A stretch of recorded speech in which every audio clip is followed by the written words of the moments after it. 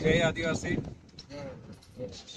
ઉચ્છલ તાલુકા આદિવાસી સમાજ સમિતિ દ્વારા ભારત દેશના તમામ આદિવાસી કુટુંબ કબીલાઓને યુનો દ્વારા ઘોષિત 9મી ઓગસ્ટ વિશ્વ આદિવાસી દિવસની ખૂબ ખૂબ હાર્દિક શુભકામનાઓ.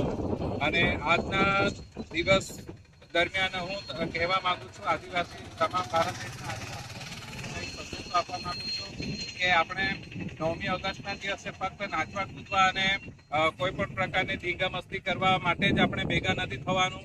આપણા દેશમાં તમામ આદિવાસીઓને આપણે કેવી રીતે એમને ઉત્થાન તરફ લઈ જઈએ, એમનો કેવી રીતે એક સર્વાંગી વિકાસ કરીએ, એ દિશા તરફ આપણે નિર્ણયો લેવા જોઈએ.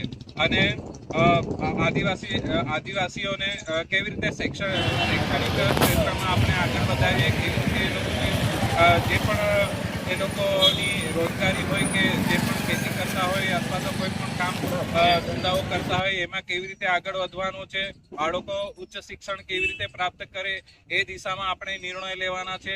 એટલે હું આજના ખાસ દિવસ દરમિયાન સૌને આ જ સંદેશો આપું છું કે આપણે સૌ આગળ વધીએ અને આવા જે ખાસ દિવસો છે 9મી ઓગસ્ટને, એવા તે દિવસે આપણે કોઈક સારા એવા નિર્ણયો લઈએ અને 9મી ઓગસ્ટની ઉજવીએ. જય આદિવાસી.